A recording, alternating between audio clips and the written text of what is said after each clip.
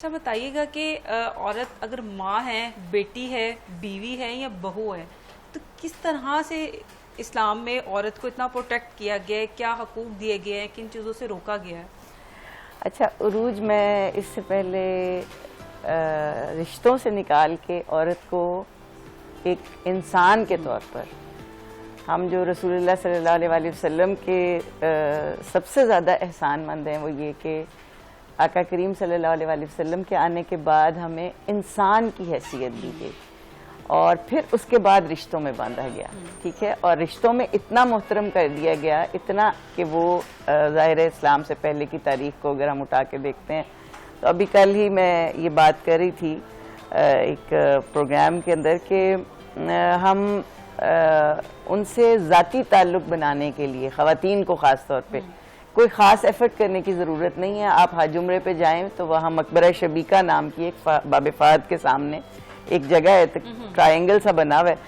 اور بڑا وہ بھوری سی مٹی ہے اور اس کے اندر یوں گول گول سے پتھر پڑے ہوئے، تو بڑی نیگیٹو سی وائب آتی ہے وہاں سے گزرتے ہوئے۔ تو میں وہاں کسی عرب صاحب سے پوچھا، میں نے کہا جی یہ کیا ہے، ہمیں تو پتہ نہیں ہے کیا ہے۔ تو انہوں نے کہا کہ یہ اس کو ہم کوشش کریں گے، ہم نے سب کچھ ڈیمالش کر لیا، اس کو نہ ڈیمالش کریں۔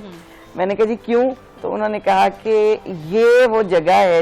جو ہمیں یاد دلاتی رہے گی کہ ہم کس قدر جاہل تھے، ہم کس قدر وحشی تھے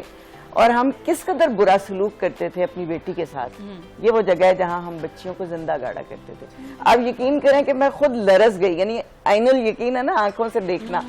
تو آنکھوں سے دیکھی میں نے وہ جگہ کہ یہاں پہ زندہ گاڑا کرتے تھے اور میرے سے قدم بڑھانے مشکل تھے۔ پھر اس کے بعد درود تھے اور میں تھی کہ آقا کریم صلی اللہ علیہ وسلم آپ کے کس قدر صدقے اور قربان جائیں کہ آپ نے ہمیں انسان ہونے کے ناطے، یعنی آپ دیکھیں قرآن پورا اٹھا کے دیکھیں، جہاں جہاں مومنین کی صفات آتی ہیں وہاں وہاں مرد کے لیے بھی وہی صفات ہیں، عورت کے لیے بھی وہی صفات ہیں۔ عورت کو بھی انہی کاموں سے منع کیا گیا، مرد کے لیے بھی، مرد کا بھی ایک گناہ ہے، عورت کا بھی ایک گناہ ہے۔ جنت میں داخلے کے لیے عورت کو بلکہ زیادہ فیسیلیٹیٹ کیا گیا ہے، مرد کے لیے بہت مشکل ہے، وہ جہاد کے میدانوں میں جائے، وہ اپنی جان کھپائے، وہ اپنا، لیکن عورت کے لیے صرف چھوٹی سی 2 شرائط رکھی گئی ہیں کہ اپنے شوہر کو راضی کر لے اور فرائض ادا کرنے والی ہو، تو جس دروازے سے چاہے گی وہ جنت کے داخل ہو جائے گی۔ اچھا، آپ نے اپنے شوہر کو راضی کرنا اور فرائض ادا کرنے کی بات کی، تو جو یہ امپلیمنٹ صرف گھریلو خواتین پہ ہوتا ہے یا جو فیلڈ میں نکلتی ہیں ورکنگ وومن ہیں وہ شاید اس سے بالا تر خود کو سمجھتی ہیں، تو کیا کہنا چاہیں گے آپ؟ اچھا یہ دیکھیں، یہی تو مزے کی چیز ہے نا کہ دین آپ کے اوپر کوئی قدغن نہیں لگاتا، کوئی کسی قسم کی پابندی، آپ کے اندر جتنی صلاحیت ہے، میں یہاں بیٹھی ہوں، آپ یہاں بیٹھی ہیں، اور پورے ذوق و شوق سے ہم اپنے اندر بولنے کی صلاحیت ہے، بات کرنے کی صلاحیت ہے، جج کرنے کی، انالائز کرنے کی، ہم اس کو استعمال کریں۔ تو آپ دیکھیں کہ دین ہمیں صرف کچھ حدود اور قیود کا پابند ضرور کرتا ہے، لیکن آپ کی صلاحیتوں کو سب سے زیادہ اگر استعمال کرنے کی کوئی جگہ ہے تو وہ اسلام ہے، اور جو سب سے زیادہ خوبصورت پیراڈائم دیتا ہے وہ اسلام دیتا ہے، اور اس سے ظاہر ہے میریٹل لائف تو آپ کی گھریلو بلکہ آپ کی پوری زندگی کا ایک وہ عنوان ہے، اس کو تو جب تک آپ بہت اچھے طریقے سے نہیں لے کے چلیں گے آپ خود کسی بھی کیریئر میں آگے نہیں جا سکتے۔ آپ دیکھیں جب آپ کی وہ پشت پناہ قوت ہے، اگر آپ کے وہ بیک کے اوپر وہ قوت نہ ہو جو گھر سے ملتی ہے، جس کو قرآن نے جائے سکون کہا نا، اللہ تعالیٰ نے قرآن میں یہ بات واضح طور پہ فرمائی کہ ہم نے گھروں کو جائے سکون بنایا، اور اب آپ کے سپرد ہے کہ آپ اپنے گھروں کو کس طرح سے جائے سکون بناتے ہیں۔ تو یہ بات بہت ضروری ہے کہ ہم جتنا اپنے گھروں کے اندر ایفرٹ پٹ ان کریں گے اتنا ہمارے گھر سکون کا باعث ہوں گے، اور جتنا گھر سکون دیں گے، ازدواجی زندگی سکون دے گی، آپ کے رشتے آپ کو سکون دیں گے، اتنا ہی آپ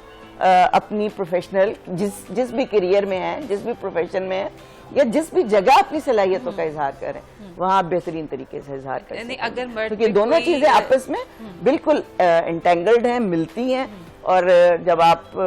بچپن سے یاد کرتے ہوں گے کلاس میں ٹیچر آتی تھی، آتے تھے اور وہ برا سلوک کرتے تھے تو ہم کہا کرتے تھے آج یہ گھر سے لڑکے آئیں،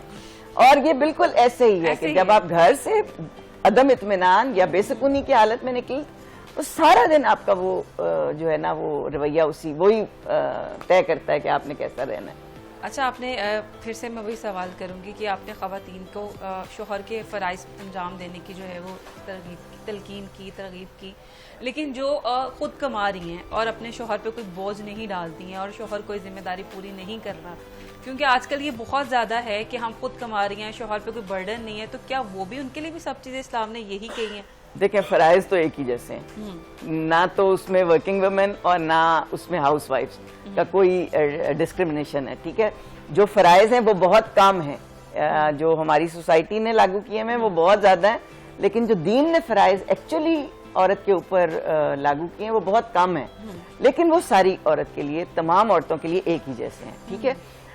البتہ ظاہر ہے اگر وہ ہم تو یہ دیکھتے ہیں کہ اگر امی خدیجہ رضی اللہ تعالیٰ عنہ رچ بزنس وومن تھی تو انہوں نے کہیں پیسے کا غرور تو نہیں دکھایا، بلکہ ان کا پیسہ ہی دین کے سب سے پہلی بنیاد بنا. تو اس لیے یہ چیزیں تو ظاہر ہے تعلیم کے ساتھ، علم کے ساتھ ساتھ